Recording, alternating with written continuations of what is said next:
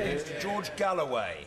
Speaker, time doesn't permit me to tell you how many millions of I told you so's are currently being spoken in the country, or will be when they read of this debate. Ordinary people, millions of them, who knew what the expensive talent governing our country did not know, namely that there was no Al-Qaeda in Iraq, there was no Islamist fundamentalism in Iraq before Mr. Blair and his mouthpieces that are still here and Mr. Bush invaded and occupied them.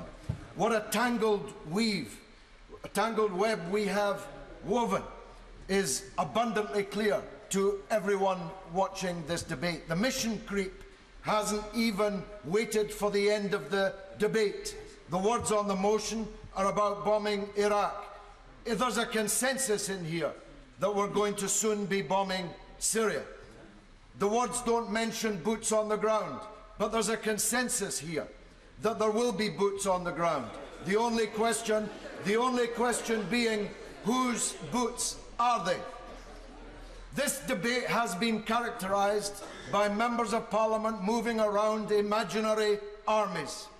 The Free Syrian Army is a fiction which has been in the receipt of hundreds of millions of dollars, huge hundreds of tons of weapons, virtually all of which were taken from them by Al-Qaeda, which is now mutated into ISIL. The Iraqi army is the most expensively trained and most modernly equipped army in history. Hundreds of billions of dollars have been expended on the Iraqi army, which ran away, leaving its equipment behind it. ISIL itself is an imaginary army. A former defense secretary, no less, said we must bomb their bases. They don't have any bases. The territory they control is the size of Britain, and yet there's only between 10 and 20,000 of them. Do the maths. They don't concentrate as an army. They don't live in bases. And the only way a force of that size could successfully hold the territory that they hold is if they have a population which is acting as the water in which they are swimming. And that population is quiescent because of Western policies and Western invasion and occupation. That's the truth of the matter. ISIL could not survive for 5 minutes if the tribes in the west of Iraq rose up against them. ISIL is a death cult. It's a gang of terrorist murderers. It's not an army, and it's certainly not an army that's going to be destroyed by aerial bombardment. ISIL is able to rule the parts of Iraq that it does because nobody in those parts has any confidence in the government in Baghdad.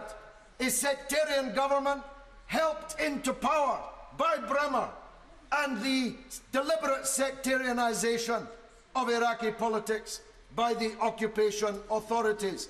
The government knows that. That's why they pushed al-Maliki out, even though he won the election, by the way, if we're talking about democracy. They pushed him out because they knew that far too many people in ISIL-occupied Iraq had no confidence in the government in Baghdad. Nobody has any confidence in the army emanating out of Baghdad. So this will not be solved by bombing. Mr. Speaker, we've been bombing Iraqis for 100 years. 100 years. We dropped the world's first chemical bombs on them in the 1920s. We attacked them and helped to kill their king in the 1930s. We helped the murder of their president in 1963, helping the Ba'ath Party into power. We bombed them again through the 90s. This will not be solved. Every matter will be made worse. Extremism will spread further and deeper around the world, just like happened as a result of the last Iraq war.